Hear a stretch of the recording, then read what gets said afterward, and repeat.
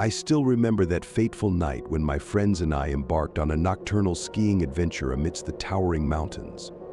Little did I know that my decision to take a shortcut and outpace my companions would lead me down a path of unimaginable terror. What unfolded in those desolate woods over the next 5 hours would forever haunt my dreams. Leaving the well-lit slopes behind, I ventured into the darkness, fueled by youthful recklessness and a desire to prove my adventurous spirit. At first, the silence of the forest was deafening, broken only by the rhythmic crunch of my skis on the untouched snow. But as time wore on, a sense of unease began to gnaw at the edges of my consciousness. Strange occurrences teased my senses, a whisper carried by the wind, distant laughter that echoed through the trees, and fleeting glimpses of my friends' silhouettes in the distance. The deeper I delved into the woods, the more these eerie phenomena intensified, as if the forest itself was playing tricks on my mind. Hours drifted by, and the darkness pressed in around me, suffocating and disorienting. Panic took hold as I realized I had strayed far from any recognizable landmarks. Every path I attempted to follow twisted and turned, leading me deeper into a labyrinth of trees and shadows. It was as if the forest reveled in my confusion, taunting me with its enigmatic secrets.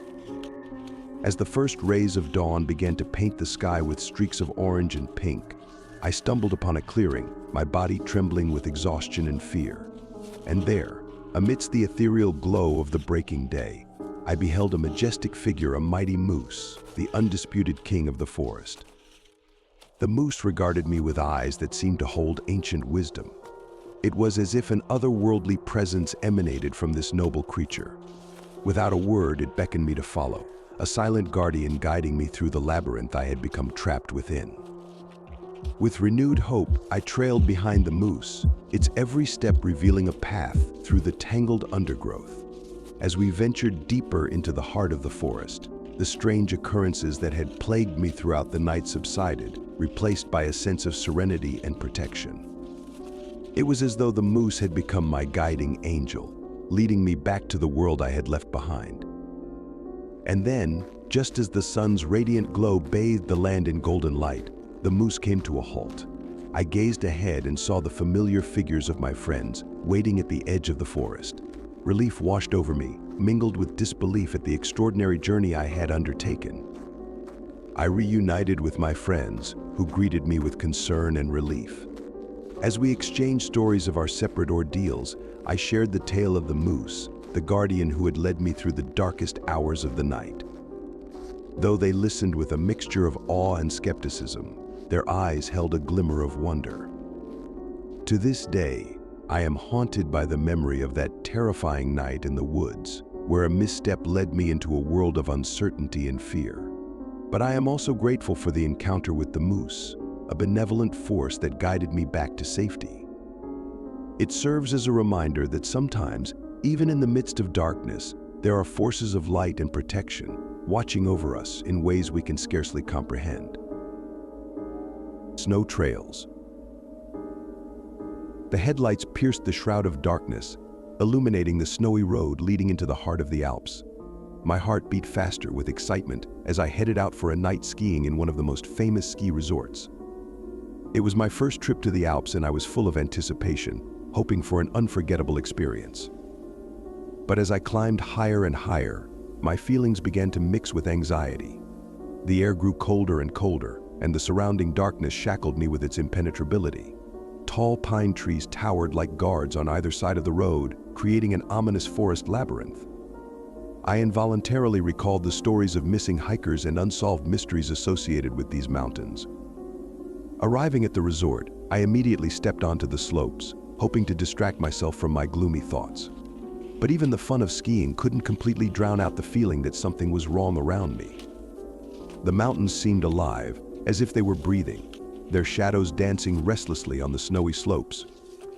One day, deciding to ride the highest slope, I opened the gondola door and climbed out. The cold wind was chilling me to the bone, but I couldn't tear myself away from the hypnotic view of the mountain landscape.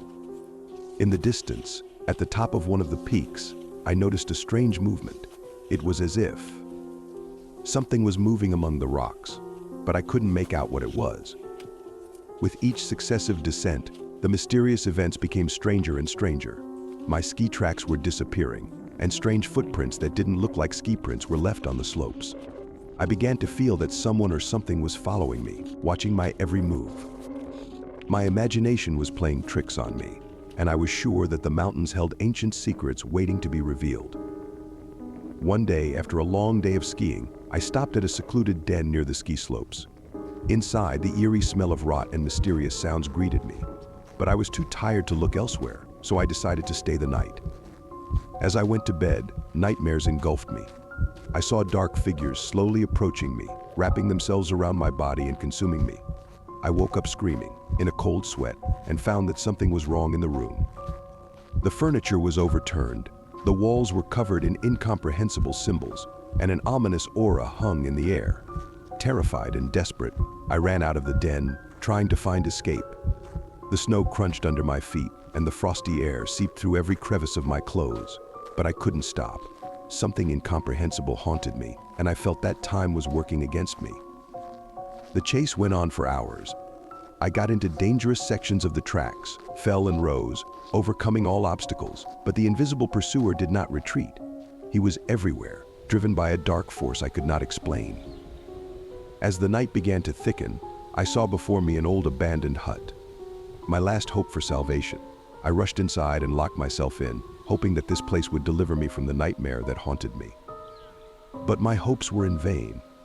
The inside of the hut was dark and gloomy, as if evil itself had penetrated every crevice. I heard whispers, rustling noises, and ghostly shadows dancing on the walls. It seemed as if the hut were coming to life, awakening from a long sleep. Suddenly, a figure emerged from the darkness.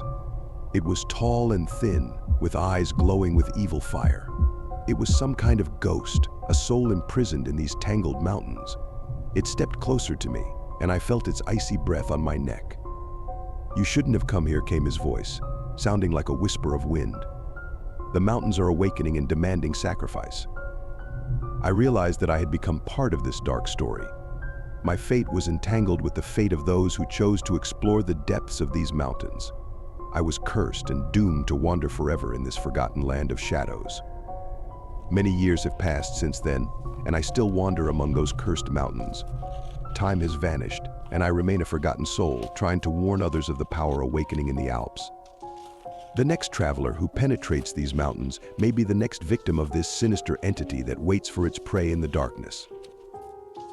Under the night sky.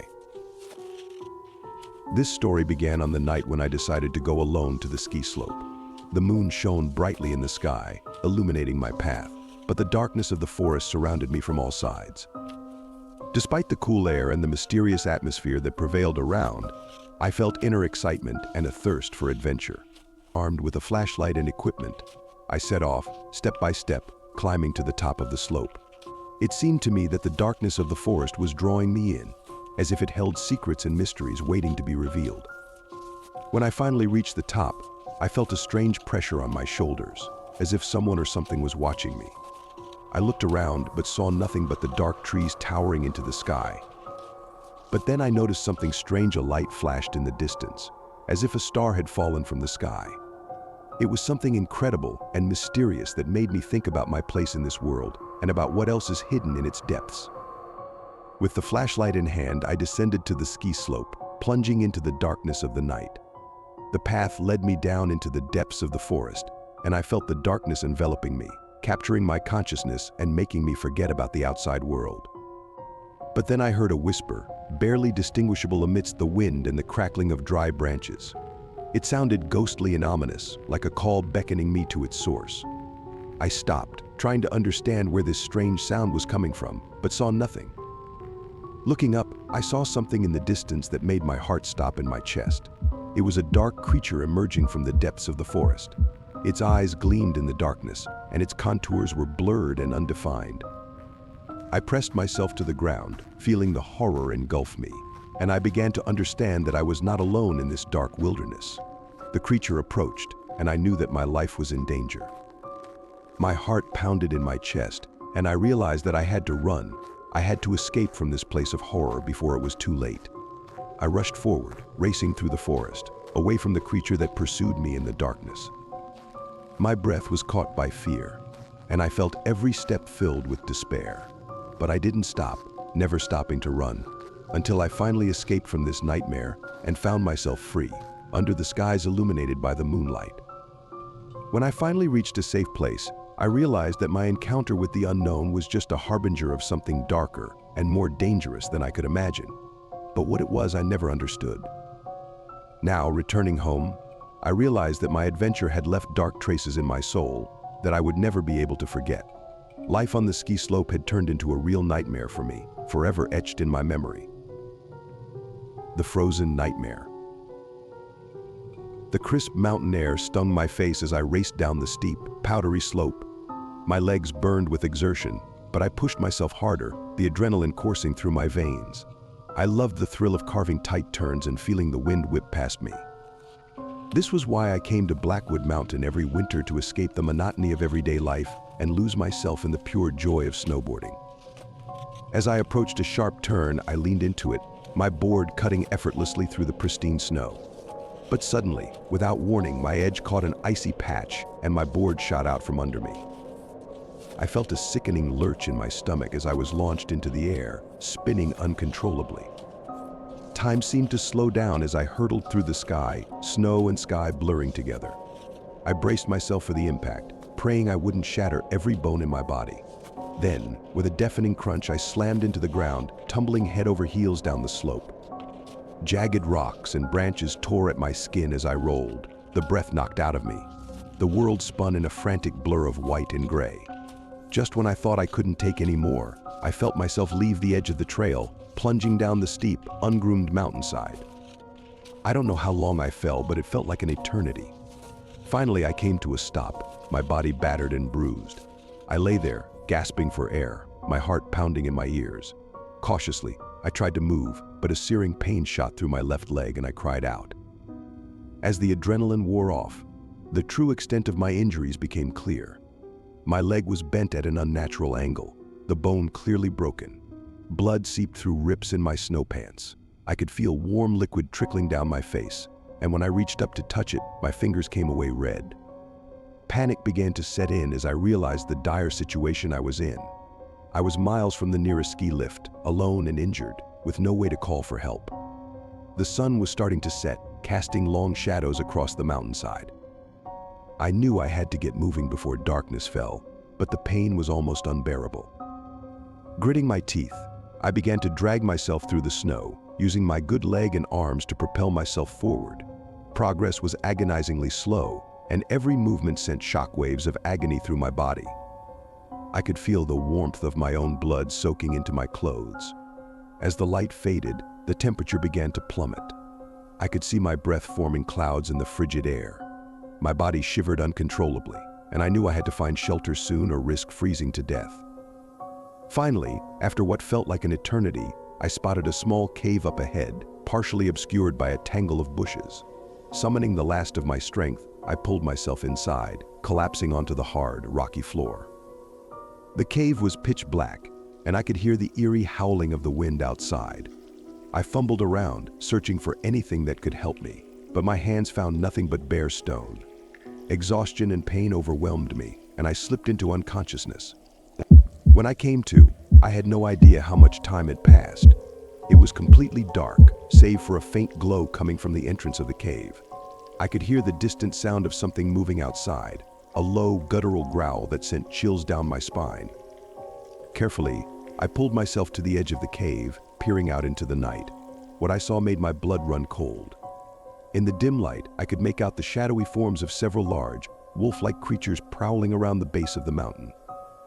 Their yellow eyes gleamed with a primal hunger as they sniffed the air, their powerful jaws snapping and snarling. I held my breath, praying they wouldn't notice me.